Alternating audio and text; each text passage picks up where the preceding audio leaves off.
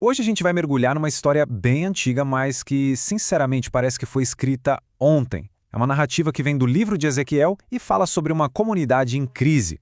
E para contar essa história, ela usa duas metáforas muito poderosas, a do pastor e a do atalaia, para discutir liderança, responsabilidade e o que acontece quando tudo isso desmorona. Beleza? Então, como é que a gente vai caminhar por essa história? Vamos em 4 partes. A gente começa vendo uma crise de liderança bem séria. Depois passa por um sistema de alerta que não deu muito certo. E termina com uma promessa de que as coisas podem sim ser consertadas. Então, a história já começa indo direto ao ponto, lá em Ezequiel capítulo 34. O problema central é este. Os líderes, que deveriam ser como pastores cuidando do rebanho, simplesmente abandonaram o povo. E a acusação aqui é nossa. Ela é direta e muito pesada. É uma inversão total de papéis. Os líderes, que tinham o dever sagrado de cuidar das pessoas, estavam focados só neles mesmos, nos próprios interesses. O bem-estar do povo foi deixado de lado. E olha, não foi um erro pontual, não. O texto faz questão de detalhar uma lista de falhas que mostram um padrão de negligência e egoísmo. Cada item dessa lista é uma responsabilidade ignorada, uma promessa quebrada. E as consequências disso para a comunidade foram terríveis. E o resultado dessa liderança desastrosa foi devastador. Sem guia, sem proteção, a comunidade inteira se desfez. O povo ficou espalhado, vulnerável a todo tipo de perigo que viesse, tanto de dentro quanto de fora. Ok, com a liderança em colapso total, o que acontece? A história introduz uma figura nova, quase como um mecanismo de emergência. É o papel do atalaia, ou seja, da sentinela. O atalaia era uma peça fundamental na sociedade da época. O trabalho dele era bem direto, mas vital. Ficar de olho no que estava por vir, identificar qualquer ameaça e dar o alarme. A sobrevivência de todo mundo dependia de ele estar atento. E o ponto crucial aqui é o seguinte: a responsabilidade era uma via de mão dupla. Era compartilhada. Não adiantava nada o atalaia tocar a trombeta com toda a força se ninguém prestasse atenção. Se um dos lados falhasse, o sistema todo desabava. Certo. Então, esse sistema de alerta foi colocado em prática. O alarme soou. Mas, como as pessoas reagiram à mensagem?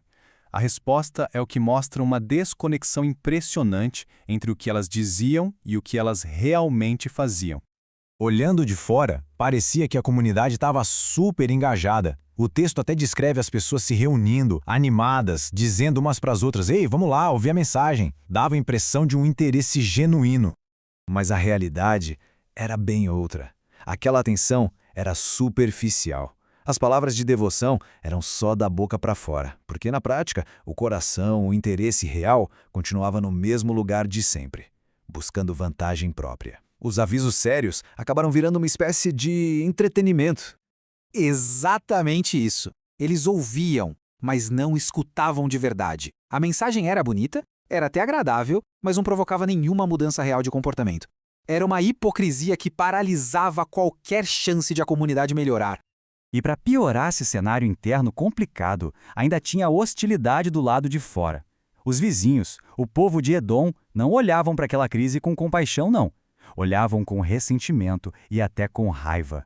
O texto é bem claro ao dizer que Edom celebrou a desgraça de Israel. E essa atitude revelou que estava no coração daquela nação, um caráter consumido por velhas rivalidades e inveja. Basicamente, se alegraram com o sofrimento do outro. E aqui a gente vê uma ideia muito poderosa. A justiça nessa história funciona como um espelho. Ela reflete as ações de um povo de volta para si mesmo. A atitude de Edom acabou selando seu próprio destino. Então vamos juntar as peças. Os pastores falharam. O povo ouvia, mas não agia. E os vizinhos se alegravam com a desgraça. Com tudo dando errado, qual seria a solução? Existia uma. É aqui que a história dá uma virada espetacular. Diante da falha generalizada dos seres humanos, surge uma promessa de intervenção divina direta. A própria autoridade maior diz: ok, já que ninguém fez o que deveria, eu mesmo vou assumir o papel de pastor e cuidar do meu povo. E o contraste com os líderes falhos do começo é impressionante. Cada uma dessas ações corrige, ponto por ponto, uma daquelas negligências que a gente viu lá no início. É uma restauração cuidadosa e completa de tudo que tinha sido quebrado. E com isso, o arco da história se fecha. E ele não se fecha com punição, mas sim com uma promessa de cura, de reencontro e, acima de tudo, de segurança. O objetivo final é criar um ambiente de paz, onde a comunidade possa finalmente viver bem e protegida sob uma liderança justa. No fim das contas, essa história tão antiga deixa a gente com uma pergunta que continua incrivelmente atual. Ela nos desafia a pensar: quando a liderança falha, seja na nossa comunidade, no nosso trabalho, onde for, qual é o nosso papel?